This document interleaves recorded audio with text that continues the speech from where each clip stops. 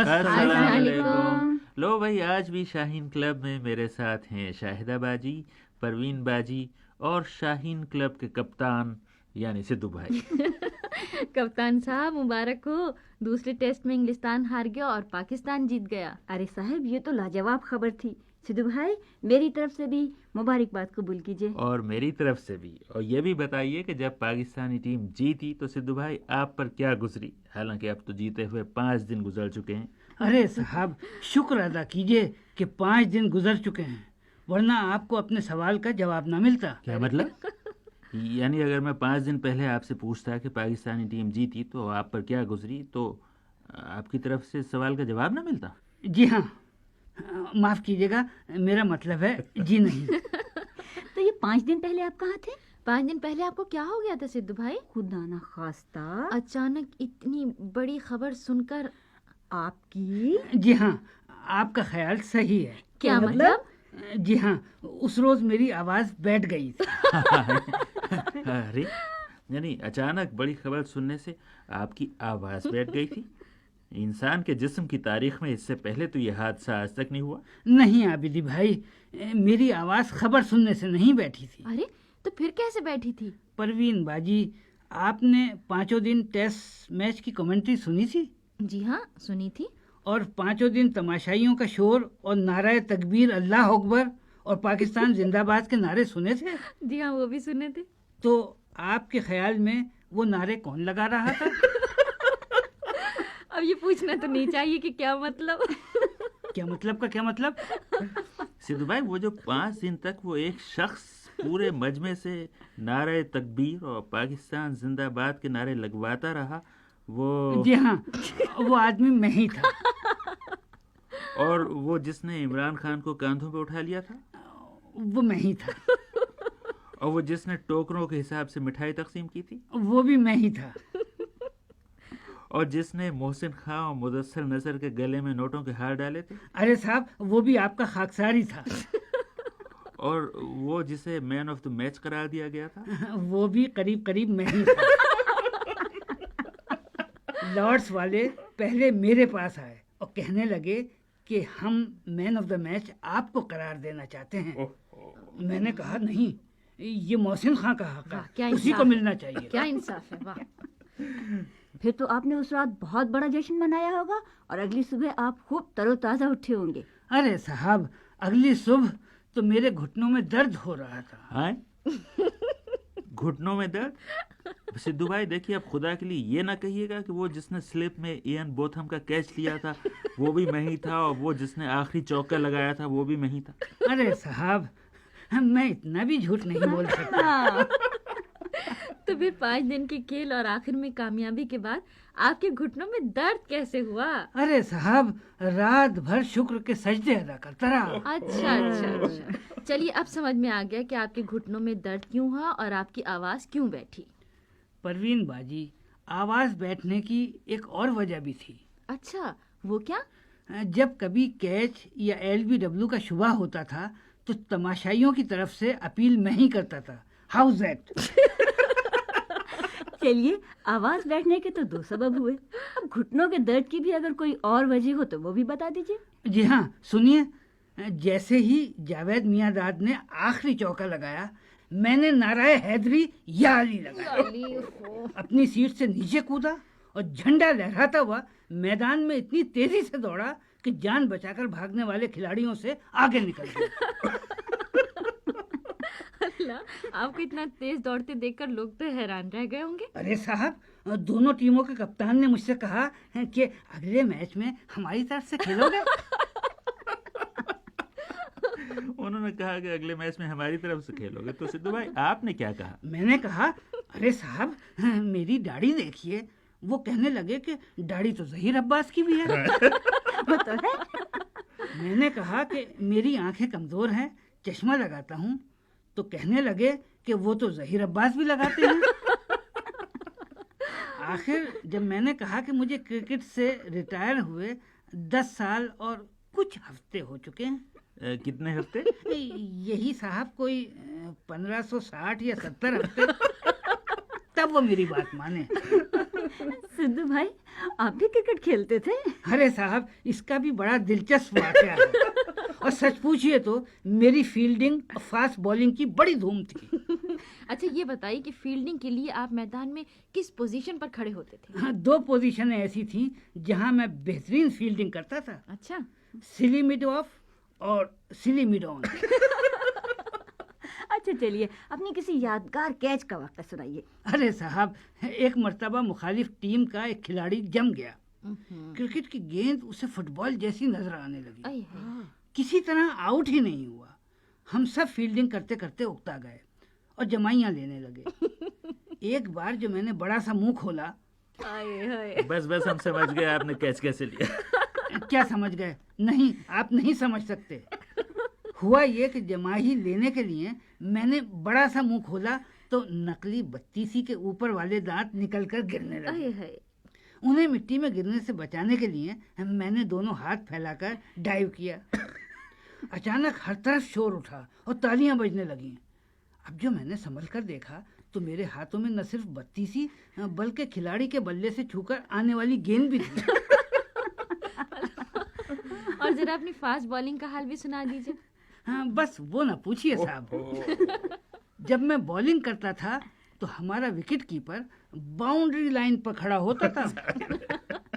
एक मर्तबा तो मैंने इतनी फास्ट बॉलिंग की कि मुखालिफ बैट्समैन चिल्लाने लगा कि गेंद भी फेंकोगे या हवा में खाली हाथ ही घुमाते रहोगे।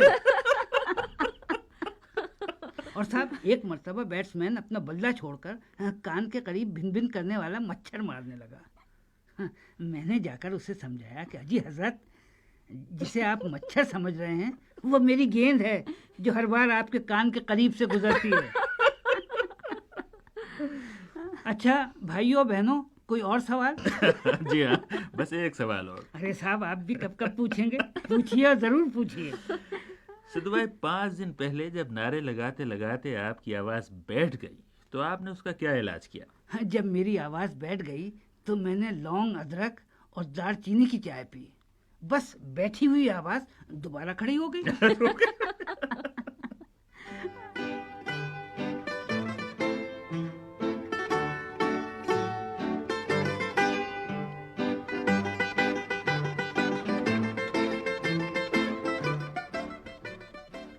अच्छा भाई, सिद्धू भाई के लतीफे खत्म हुए। वो तो नामुमकिन है। मेरा मतलब है कि आज के लतीफे खत्म हुए। मगर क्रिकेट के लतीफ़े अभी ख़त्म नहीं हुए साहब। हमारी एक दोस्त है ईला अरुण। कुछ अरसे हुए ईला बम्बई से लंदन आई हुई थी और क्रिकेट की बहुत मज़े की बातें कर रही थी। उनकी बातें इतनी दिलचस्प थीं कि हमने रिकॉर्ड कर ली ताकि किसी मुनासिब मौके पर तुम्हें भी सुनवा सकें। हमारा ख्याल है कि क्रिकेट के लतीफ़ों का ये अच्छा मौका है, इसलिए तुम भी ईला अरुण से क्रिकेट के किस्से सुनो। क्रिकेट आखिर ये खेल है क्या? हमने तो जब से आँख खोली और जब से हमारे कानों ने ठीक से सुनना शुरू किया, हमें एक भीड़ का सैलाब पान की दुकान के आगे बीड़े चबाता, धुआं उड़ाता और बड़े ही सीरियस अंदाज में रेडियो पर कुछ सुनता सा दिखाई दिया। सड़कों पर देखो तो साइकिल पर कोई न कोई हजरत कान में छोटा सा रेडियो लगाए, एक हाथ पे साइकिल संभाले हुए साइकिल चलाते दिखाई देते हैं। खैर साहब, हमने एक बार एक आदमी से पूछ ही लिया कि ये जो रेडियो पर आदमी इतनी तेज़ रफ्तार से बोलता है वो क्या बोल रहा है और लोग इतने गौर से आखिर क्या सुनते हैं। तो जवाब मिला, तुम्हें मालूम नहीं, ये क्रिकेट कमेंट्री है। Cricket commentary? अरे साहब, पहले ये तो बताइए कि क्रिकेट होता क्या है। जवाब मिला, जाकर देखो। हमने पूछा, पर कहाँ जाकर देखें? तो फिर से जवाब मिला, अरे वहीं मैदान में जहाँ क्रिकेट खेल खेला जाता है। खैर साहब, हमने सोचा मैदान में जाने के पहले क्यों ना अपने अब्बा से पूछा जाए कि ये खेल होता क्या है। एक दिन हमने पूछ ही लिया अपने अब्बा जान से कि क्रिकेट खेल क्या है। बोले, कुछ भी नहीं। भरी दोपहर में एक बेवकूफ़ गेंद फेंकता है, 11 बेवकूफ़ एक के बाद एक करके बल्ला घुमाते हैं और 10 और महापागल दौड़ दौड़ कर मैदान से गेंद उठाकर लाते हैं। खैर साहब, क्रिकेट की इतनी बातें सुनकर मैंने सोच लिया कि अब तो हमें खुद ही जाना होगा और हम मैदान में जाने को तैयार हुए। फिर एक हमें छोटी सी बात और याद आई कि क्यों ना पहले क्रिकेट कमेंट्री सुनी जाए, धीरे धीरे हो सकता है कि हमें खेल का पूरा अंदाज़ा हो जाए। एक बार जब हमने रेडियो खोला तो क्रिकेट कमेंट्री सुनी, मालूम हुआ खेल ना हुआ, गोया बॉम्बे मेल हो गई। इस तेज़ रफ्तार से वो कमेंटेटर साहब बोल रहे थे कि बस हमें लगा कि लगता है कि ये खेल तो बिल्कुल फ्रंटियर मेल की तरह जा रहा है। खैर, हमने सोचा सुनते जाओ क्रिकेट कमेंट्री, धीरे धीरे खेल समझ में आ ही जाएगा। तो एक बार जब मैंने रेडियो खोला तो वो कुछ इस तरीके से बोल रहे थे, इस वक्त हनुमान सिंह जी बल्लेबाजी कर रहे हैं, उनके खाते में अब तक 50 जुड़ चुके हैं। जिस वक्त उन्होंने अपना खाता खोला था उनकी हालत बड़ी नाजुक थी और अब उनकी हालत अच्छी है। हमको ये सब सुनकर लगा जैसे हनुमान सिंह जी का खाता घपले में पड़ गया हो या उनकी माली हालत डूब गई हो, तभी बार बार उनके खाते का जिक्र है। खैर साहब, आगे जब हमने सुना तो हमें ये लगा कि हो सकता है इन्होंने किसी से 50 रुपए लिए और वो लौटाए भी नहीं, क्योंकि बार बार खाता चल रहा है। खैर मैंने और क्रिकेट कमेंट्री सुनी, गलत फहमियाँ और बढ़ती चली गई, क्योंकि वो बोले और अब मैं देख रहा हूँ कि नवाब पटौदी तेज रफ्तार से नागौरी गेट की तरफ से भागते भागते चले आ रहे हैं। नवाब पटौदी ने अपना हाथ घुमाया और नवाब पटौदी भागते भागते आ रहे हैं। उन्होंने एकदम से बॉल फेंकी। इसके पहले कि मैं आगे सुनती मुझे लगा ओफो, आखिर पटौदी के नवाब को ऐसा क्या सूझा कि वो अगर उन्हें मैदान में ही जाना था तो इक्के पे बैठ के क्यों नहीं गए, भागते भागते गए, खानदान की उन्होंने धूल मिला दी। तो फिर मैंने सोचा एक दिन हमें मैदान में जाना ही है। आखिर साहब हम चले गए, गलत फहमी हमारी तमाम टूट गई और सारा हमारा जो दिमाग में हमने जो आइडियाज़ रखे थे वो चौपट हो गए। और दूसरी बात ये कि जितनी तेज़ रफ्तार से वो क्रिकेट कमेंट्री बोली जा रही थी उस हिसाब से जो हमने सोचा था कि ये गेंद कोई रिले, ये जो खेल है वो कोई रिले रेस होगा, वैसा कुछ नहीं। घंटों बैठे रहे, रो रो के वहाँ पे रन बन रहे थे। तो मैंने ये सोचा कि साहब हो गया, अब दोबारा ना मैं किसी अब्बा हुजूर से पूछूंगी कि क्रिकेट खेल क्या होता है, ना कमेंट्री सुनूंगी। खैर साहब, आप मेरे पर्सनल तजुर्बात से कुछ गलत आइडिया ना देख लें, आप ज़रूर जाएं और क्रिकेट खेल ज़रूर देखें। आफ्टर ऑल सारी दुनिया में लोग यही कहते हैं कि माशाल्लाह क्रिकेट क्या खेल है। ये थी ईला अरुण। इतने बहुत से लतीफ़ों के बाद अब कुछ और बातें होनी चाहिए। और इस वक्त आबिदी भाई अपने सफ़र का हाल सुनाने के लिए बेचैन है? जी नहीं, तैयार। तो हाँ भाई, अब आबिदी भाई अपने बड़े सगीर के सफ़र का हाल सुनाएंगे, इसलिए हमें तो यही इजाज़त दो। खुदा खुदा हाफिज़। हाफिज़।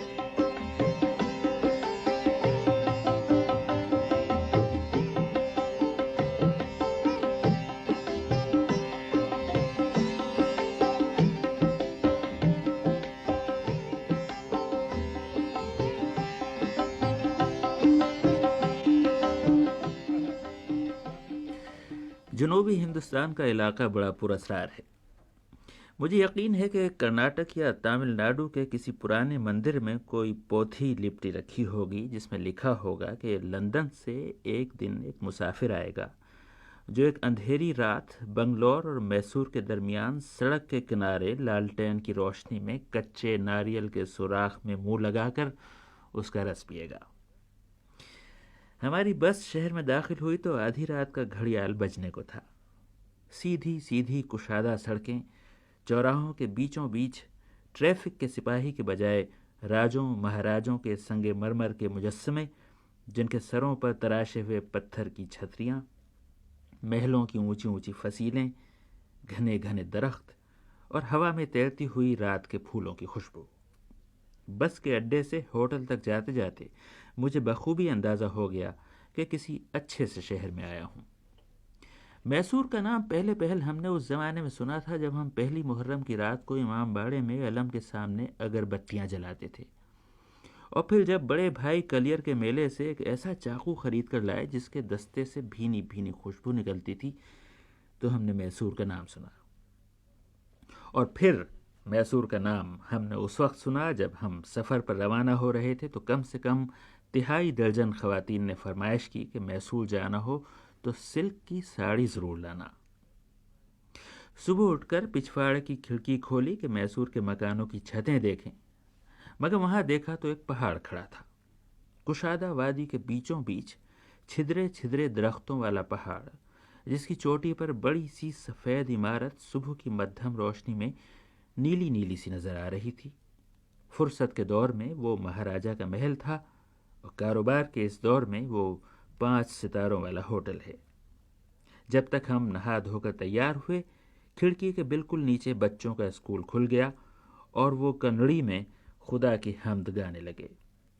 उस्तानियाँ अपनी साड़ियों के पल्लू सर पर डालकर अदब से खड़ी हो गईं और उनकी साड़ियाँ देखकर याद आया कि हम मैसूर आ गए हैं। हमने बड़ा सा खाली थैला उठाया और साड़ियों के बाजार की तरफ रवाना हो गए। वो पहाड़ चमुंडी का पहाड़ था। सयाहों के किताबचे के मुताबिक सतह समंदर से 3489 फीट ऊंचा। हम नापने वालों को भी दाद देते जाते थे और सड़क बनाने वालों को भी, जिन्होंने शहर के कल्ब से चामुंडी की चोटी तक निहायत उम्दा सड़क बनाई थी। शहर से पहाड़ को देखकर जितनी खुशी हुई थी, उससे ज़्यादा खुशी पहाड़ पर से शहर को देखकर हुई। मैसूर को किसी ने बड़े सलीके से बसाया था। यूरोप वाले जो अपने शहरों पर इतराते हैं, उन्हें कोई ले जाकर मैसूर दिखाए। यही वजह है कि यूरोप और अमेरिका के जो नौजवान सयाहत के लिए मैसूर जाते हैं, वहीं के हो रहते हैं। छोटी मोटी मुलाजमतें कर लेते हैं, मसलन गाय भैंसों को नहलाते हैं, उनका दूध दोहते हैं, और जो थोड़ा बहुत पैसा कमाते हैं उससे डोसा और भाजी खाते हैं। बिल्कुल मैसूर वालों जैसा लिबास पहनते हैं, यानी वैसी ही दोहरी की हुई घुटनों घुटनों तक लुंगी और उसके अंदर वैसी ही दुबली पतली अलबत्ता सफ़ेद टांगें। चामुंडी की चोटी पर काली ने 2 भयानक राक्षसों चंदा और मुंडी को मौत के घाट उतारा था। चुनाचे वो देवी चामुंडी कहलाई और आज तक पहाड़ के ऊपर मुजस्समा बनी खड़ी है। वहीं बड़ा सा ऊंचा सा मंदिर भी है और रास्ते में एक जगह शिव के बैल नंदी का मुजस्समा बैठा है। ये एक ही बड़ी चट्टान में तराशा हुआ इतना बड़ा बैल है कि इसमें दर्जन भर बैल समा जाएं। तमाम सादतमंद सयाहों की तरह हमने भी नंदी के सामने बैठकर अपनी तस्वीर उतरवाई और तस्वीर उतरवाते वक्त हम मुस्कुराए भी, ये सोचकर कि नंदी को हम तो गाय समझते थे, मगर 3489 फुट की बुलंदी पे जाकर ये भेद खुला कि वो गाय नहीं थी, बैल था। अब पता चला कि कुदरत के भेद जानने के लिए ऋषि मुनि पहाड़ों पर क्यों जाया करते हैं। मैसूर शहर में 2 चीज़ें देखने के काबिल हैं। एक तो ख़वातीन के जूड़े में लटकती हुई फूलों की लड़ियाँ और दूसरे महाराजा का महल। ये महल शहर के अंदर और बसों के अड्डे के बराबर ही में है और वो ऑटो रिक्शा वाले बिल्कुल झूठे हैं जो कहते हैं कि आइए साहब आपको पैलेस ले चलें, क्योंकि धूप से बचने के लिए रिक्शा वाले जिस ऊंची दीवार के साए में खड़े होते हैं वो उसी पैलेस ही की दीवार है। हम महल में दाखिल होने लगे तो हम सियाह फामों के जूते उतरवा लिए गए, अलबत्ता सफ़ेद फाम सयाहों के जूतों पर गिलाफ चढ़ा दिया गया। महल के अंदर गए तो बिल्कुल किसी महाराजा का महल लगा। ऊंचे ऊंचे ईवान, झिलमिलाते सुतून और आईने जैसे फर्श। दीवारों पर राजा के जुलूसों, परेडों, त्योहारों और सलामियों की ऐसी तस्वीरें कि नक्ल पर असल का गुमा हो। जा बजा लगे हुए रंगीन शीशों से छन छन कर आने वाली रोशनी ने महल और फिल्म के सेट का फ़र्क मिटा दिया। हमने अपने मेज़बान से कहा कि अगर कोई ये महल हमें दे तो हम लेने से साफ इनकार कर दें। क्यों? इसलिए कि इस महल में सभी कुछ है, मगर हमें जो क़यामत की प्यास लगी है उसे बुझाने के लिए पानी का एक कतरा भी कहीं नज़र नहीं आता। महल के पिछवाड़े ठंडे पानी की टोंटियाँ लगी हुई थीं, मगर वो पानी ओख से पीना पड़ता था। हमने मुख्तलिफ पैंतरे बदल कर अपना चुल्लू उस पानी के नीचे लगाया, अपना मुंह चुल्लू से लगाया, दोनों टांगें फैलाकर हम दोहरे हुए और अब जो पानी पीने की कोशिश की तो बिल्कुल ये मंजर था जैसे रेगिस्तान का कोई ऊँट लंदन के अंडरग्राउंड स्टेशन की खुदकार सीढ़ियों पर चढ़ने की कोशिश कर रहा हो। हमने पानी तो पिया, मगर इस शान से कि हमारे पेट में कम और मोज़ों में ज़्यादा पानी गया। अगले रोज़ हम KRS गए। कृष्ण राजा सागर का किस्सा यह है कि वहाँ से दरियाए कावेरी गुजरता है। किसी को ख्याल आया कि क्यों ना यहाँ बंद बांध कर नहरें निकाली जाएं और बिजली पैदा की जाए। चुनाचे 2.25 मील लंबी और 130 फीट ऊंची पत्थरों की एक दीवार उठाई गई जो बंद कम और किले की फसील ज़्यादा नज़र आती है। बंद बंधा तो उसके पीछे बड़ी सी झील और उसके नीचे खुश्क वादी बन गई। उस वक्त किसी बाज़ौक़ के जी में ये समाई कि क्यों ना इस नशेब में एक बड़ा सा बाग लगाया जाए, उसमें झीलें और नहरें बनाई जाएं और इतने बहुत से फव्वारे चला दिए जाएं कि हवा से हर लम्हे मोती बरसें। इस तरह वृंदावन का ये बाग वजूद में आया जो सीढ़ियों की तरह उतरता चला जाता है और जहाँ हर रविश के दोनों जानिब फव्वारे और हर फव्वारे की चारों तरफ रविशें हैं, फूल हैं, पौधे हैं, परिंदे हैं, फुहार है जिसमें धूप पड़े तो धनक निकलती है। फिर रात के वक्त ये बाग रोशनियों में डूब जाता है। मैसूर की तो बुनियाद ही सलीका मंदी पर रखी गई है। वृंदावन के चप्पे चप्पे पर रंग बरंगी बरकी रोशनियां लगाई गई हैं, जो कहीं फूलों के पीछे छुपी हुई हैं, कहीं फव्वारों के नीचे। हर रविश पर रोशनी है, हर सब्जाजार मुनव्वर है। जहाँ तक निगाह जाती है नूर ही नूर नजर आता है। बाग की सीढ़ियाँ उतरते जाएं तो सीधे हाथ पर छोटी छोटी खुले दालान वाली मस्जिदें मिलती हैं, जो तादाद में निस्फ दर्जन तो यकीनन होंगी। वृंदावन में इतनी मस्जिदें बनाने का सबब मैं किससे पूछता, लेकिन इतना तो मेरी समझ में भी आ गया कि अच्छे मुसव्विर के कलम की कोई हरकत बेसबब नहीं हुआ करती। हर मस्जिद में 3-3 दर हैं और हर दर की मेहराबों पर बरकी रोशनी के रंगीन ट्यूब खम देकर लगा दिए गए हैं, जो रात को जगमगाते हैं। तब कहीं मुसव्विर का ये शाहकार मुकम्मल होता है। एक के सिवा वो सारी मस्जिदें खाली थीं और खुदा जाने उनका रुख काबे की तरफ था भी या नहीं, मगर होगा ज़रूर, क्योंकि अव्वल तो वो गुलशन ऐसा पुरफज़ा है कि वहाँ जाकर इबादत करने को जी चाहता है, और दूसरे मैसूर शहर, कृष्ण राजा सागर और वृंदावन की तस्वीरों के रंग घोलने वालों में सर मिर्ज़ा इस्माइल का नाम बहुत ऊपर आता है। खुदा हाफिज़।